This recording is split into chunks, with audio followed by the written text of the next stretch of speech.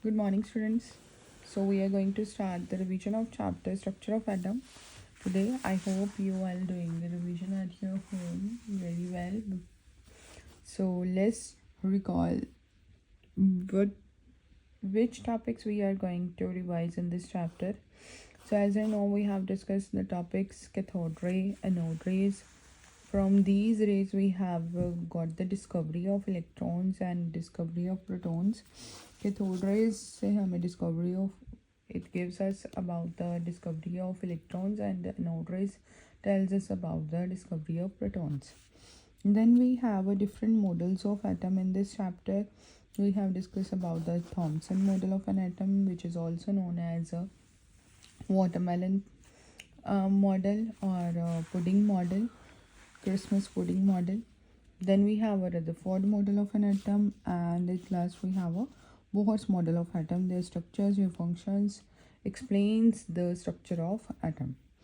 There are different terms we have discussed in this chapter, that is isotopes, isobars, isotones, and electromagnetic radiations. We have done that. Then we have a dual nature of radiation. The dual nature is that is particle nature and the wave nature of the particles. That few particles exist in the waveform and other one exist in the particle nature. Different effects we have discussed about it, that is photoelectric effect जो हमने पढ़ा है. Then we have a Hund's rule of a principle, Pauli exclusion principle also, which plays a very important role while writing the electronic configuration of each element. And then we have quantum numbers. There are four main quantum numbers: azimuthal quantum number, principal quantum number, magnetic quantum number, and spin quantum numbers. Okay, then we have a configuration, that is electronic configuration, which is based on these three rules. So first rule is Hund's rules. So what does it states that? Hund's rule states that the electronic configuration जो है, so Hund's rule states that no electron pairing take place in orbitals with equivalent energy. Okay, so then we have Pauli exclusion principle. Pauli exclusion principle states that no two electrons in an atom can have the same set or all the four quantum numbers. The different four quantum numbers, जितने भी हमारे पास चार quantum numbers हैं, according to this rule, or we can say according to this principle, no two electrons in an atom can have same set. कोई भी दो electrons के same set of quantum numbers नहीं होंगे. Then we have a Aufbau principle. It states that the subshell with minimum energy is filled up first, and then this obtain maximum quota of electrons. The next subshell of high energy starts filling. सबसे पहले हमने जो electrons fill करने हैं वो किस में करने हैं, जिसके पास मिनिमम एनर्जी होगी. ठीक है, फिर हमने स्टार्ट करने हैं, then it moves to the higher energy subshell. Okay, so this is the Pauli exclusion principle, which and one more is there, that is Aufbau principle. According to that principles or these principles, we will apply these principles when we do the questions related to the electronic configurations. So let's solve the exam based questions for the more clarity of these concepts. So the first question is, write the electronic configuration of the following. आपको अलग अलग ions cations दिए हुए हैं, आपको इन सब की electronic configuration लिखनी है. ठीक है, Fe2 पॉजिटिव, तो you must consider the charge over it. जो 2 पॉजिटिव गिवन है, इट मीन्स इसने 2 इलेक्ट्रॉन लूज कर दिए. Actual the atomic number of iron is 26. अब जब हम इसमें से 2 इलेक्ट्रॉन निकाल देंगे तो उसकी इलेक्ट्रॉनिक कन्फिग्रेशन आपको लिखनी है. तो आप ये मत अज्यूम करना कि हमें इसके 26 वाली लिखनी है. Okay, next is chlorine negative 1 negative charge, that is it gains 1 electron. ठीक है, इसने 1 इलेक्ट्रॉन गेन किया है. तो chlorine itself having atomic number 17, तो when it gains 1 electron it becomes 18. तो आपको 18 इलेक्ट्रॉन फिल्स करने हैं. Similarly other elements are given here. So I'm going to show you one or two, and the rest of the other you are going to practice it by yourself. So बेटा देखें, अगर हम simple की बात करें FE26 की, तो हमारे पास होंगे 1s2, 2s2, 2p6, 3s2, 3p6, 4s2 and 3d6. यहाँ तक हो गया हमारे पास 10 electrons. Here we have also 10 or 10 again 20 plus 6 will be 26. But now we are supposed to write the two positive की हमने लिखनी है, तो वो क्या आएगी 1s2, 2s2, 2p6, 3s2, 3p6. और जो इलेक्ट्रॉन्स हमें यहाँ से रिमूव करने हैं, we are supposed to remove it from the 4s2 orbital which is the outermost orbital as compared to 3d. 3 shell तो इनर आएगा, जो 4 शेल है वो बाहर वाली साइड होगा. तो जो इलेक्ट्रॉन आपको रिमूव करने हैं वो इसी में से करने हैं. You are not suppose to remove it from the 3d. If you are आप ये एज्यूम करें कि 3d बाहर वाली साइड है तो हम वहाँ से रिमूव करेंगे, तो that will be the wrong. ठीक है, तो आपको इस वे से जितने भी अदर इलेक्ट्रॉन्स की एलिमेंट्स की इलेक्ट्रॉनिक कन्फिग्रेशन गिवन है, you are suppose to solve that one by yourself. But the next is how many unpaired electrons are present in the following: Fe, Fe2 positive, Fe3 positive. आपको atomic number given है 26. आपको ये बताना है इन तीनों में कितने अनपेयर्ड इलेक्ट्रॉन्स जो हैं वो होंगे. तो आप फर्स्टली क्या करेंगे, इन तीनों की इलेक्ट्रॉनिक कन्फिग्रेशन लिखेंगे, जैसे मैंने अभी आपको 2 की दिखाई है, Fe की और Fe2 पॉजिटिव की. सिमिलरली अगर हम 1 मोर इलेक्ट्रॉन निकाल दें तो that will be gone from 3d6. ठीक है, 3d6 में से एक जाएगा तो Fe3 पॉजिटिव की कन्फिग्रेशन आ जाएगी हमारे पास 1s2, 2s2, 2p6, 3s2, 3p6 and 3d5. Okay, आपको लास्ट इलेक्ट्रॉन्स जो 3d वाले हैं वो शो करने हैं और वो सारे शो करके आपको बताना है कि किस में जो अनपेयर्ड इलेक्ट्रॉन्स हैं वो ज़्यादा हैं. ठीक है, next is deduce the possible set of 4 quantum numbers. आपको n की वैल्यू गिवन है, तो आपको n की वैल्यू को इंटरप्रेट करते हुए चारों के चारों sets of quantum number identify करने हैं. ठीक है, you can refer to the book of page number 2.42 and 2.43 for this explanation. The different examples are given over there. We have discussed many time. आपको n की value put करनी है, उसके according m की वैल्यू निकालनी है. सब values आप उसी वे से निकालेंगे, बट आप डिफरेंट निकालेंगे. n2 के लिए अलग से लेंगे और n3 के लिए अलग से लेंगे. Okay, but the next question is write the 4 quantum numbers of the outermost 2 electrons in the one of the atom of calcium having atomic number 20. आपको चारों के चारों क्वांटम नंबर्स लिखने हैं और जो इसके सबसे लास्ट वाले शेल में इलेक्ट्रॉन्स होंगे उसको कंसिडर करते हुए. Then is right the 4 quantum numbers of 19th electron in the chromium atomic number 24. और 19th इलेक्ट्रॉन कैसे कैलकुलेट करेंगे हम, उसके बारे में आपको लिखना है. Next is calculate the wavelength, wave number and frequency of photon having energy equals to 3 electron volts.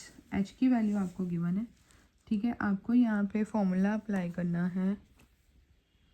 हाँ जी, देखिए हमें इलेक्ट्रॉन वोल्ट कैलकुलेट करनी है, वेवलेंथ, वेव नंबर और फ्रीक्वेंसी ऑफ फोटोन जिसकी एनर्जी इक्वल है 3 इलेक्ट्रॉन वोल्ट के. और हमें सिंपली गिवन क्या है, H गिवन है 6.62 इंटू 10⁻⁻23 अर्ग सेकेंड इनवर्स. ओके, बस ये हमें H की वैल्यू गिवन है. उसके लिए हम फॉर्मूला लगाएंगे E is equals to h nu. Nu की वैल्यू निकालनी है तो E अपॉन H हो जाएगा. अब E हमें निकालना है, तो as we know 1 electron volt is equals to 1.62 into 10⁻⁻12 erg. ठीक है, तो अब हमें 1 की पता है तो 3 की निकालनी है, तो जो भी 1 की होगी उसको 3 के साथ मल्टीप्लाई कर देंगे. So I am putting right here 3. अगर आपको 3 इलेक्ट्रॉन वोल्ट बोला है तो आप 3 लिखेंगे, 4 बोला होता तो 4 लिखेंगे, एंड सो ऑन. किसी भी फॉर्म में लिखा है तो आप वैसे ही लिखेंगे, बट आपको ये वैल्यू याद होनी चाहिए कि 1 इलेक्ट्रॉन वोल्ट किसके इक्वल होता है. That is equals to 1.602 into 10⁻⁻12 divided by 6.62 into 10⁻⁻27। ठीक है, अगर आप इसको सॉल्व करेंगे गेट द आंसर 7.26 इंटू 10⁻14। ठीक है, सेकेंड इनवर्स। और अगर हमें फ्रीक्वेंसी है तो हर्ट्स में निकाल सकते हैं, you can convert it into hertz also. ठीक है, बट यहाँ तक भी लिखेंगे तो इट विल बी करेक्ट। तो in this way you are supposed to write this. Now the second part is to calculate the lambda whose formula is c upon nu, जिसकी c की वैल्यू क्या होती है फिक्स 3 इंटू 10⁻8 मीटर पर second. ठीक है, into 7.26 new कितना आया हमारे पास 7.26 इंटू 10⁻14। ठीक है, जब आप इसको सॉल्व करेंगे you get the answer 1.432 into 10⁻⁻5 centimetre. So हमारे पास आ गया लैम्डा। नेक्स्ट आता है हमारे पास nu bar, that is 1 upon lambda.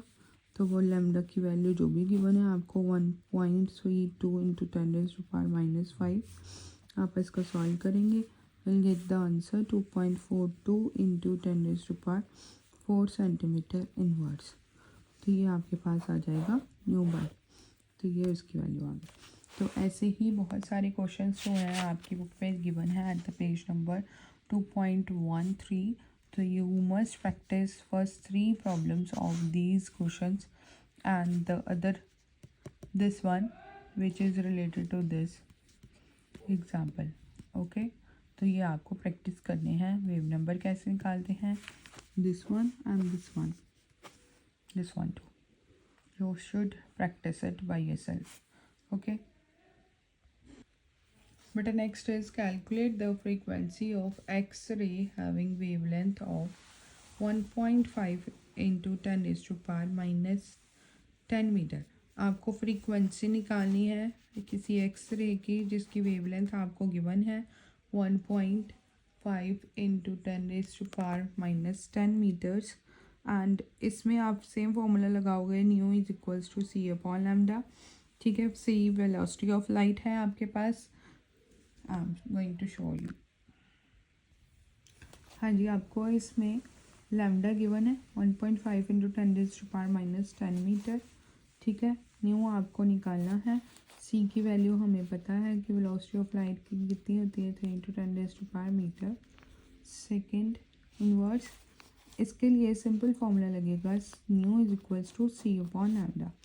इन दोनों की वैल्यूज पुट करनी है आपको 3.8 1.5 into 10⁻⁻10 and when you solve these two equations together or we can say divide it up, divide करेंगे you get the answer and its frequency, so you must write the units hertz along with that.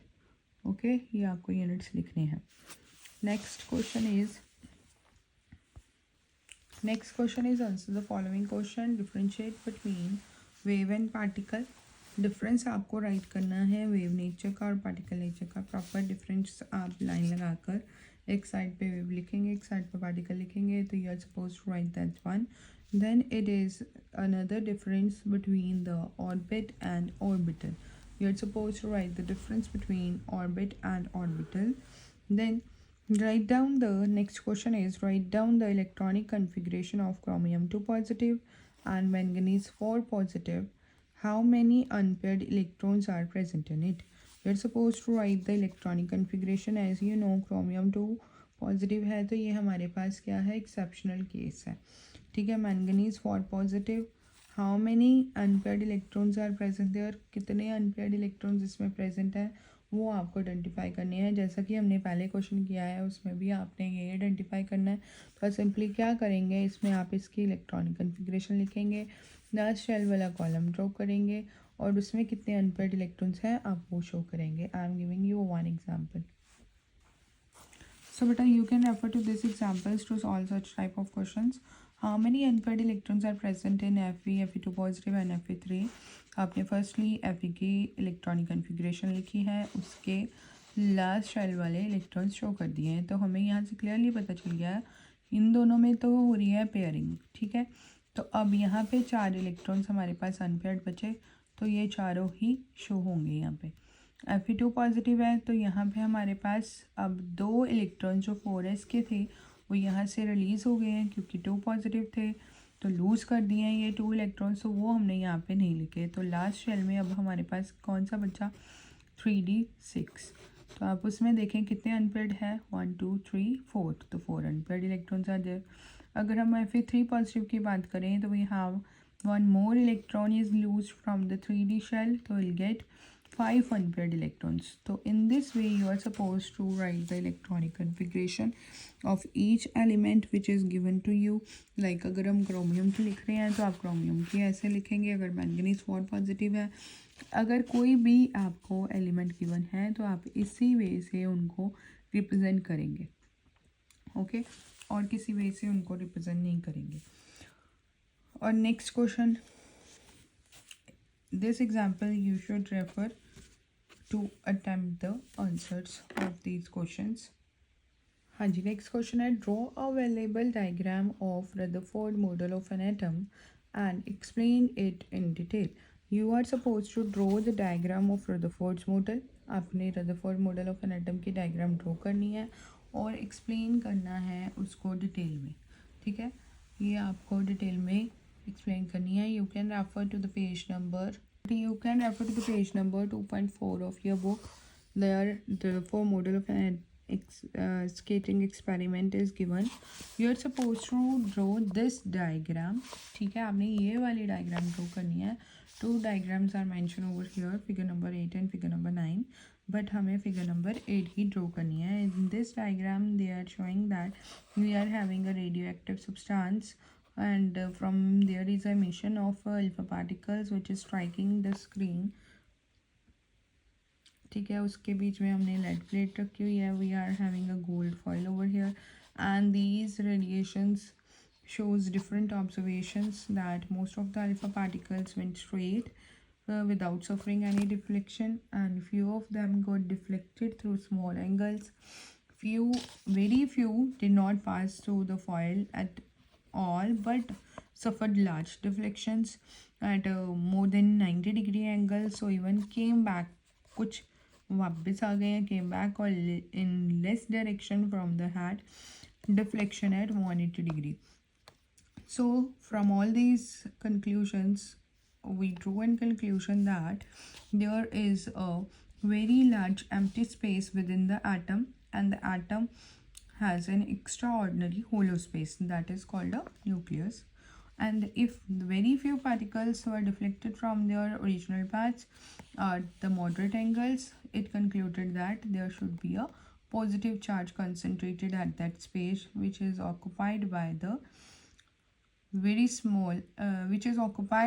positive charge and is very small in the atom when alpha particles come closer to this point, okay, and suffer a force of repulsion and they deviate from their paths.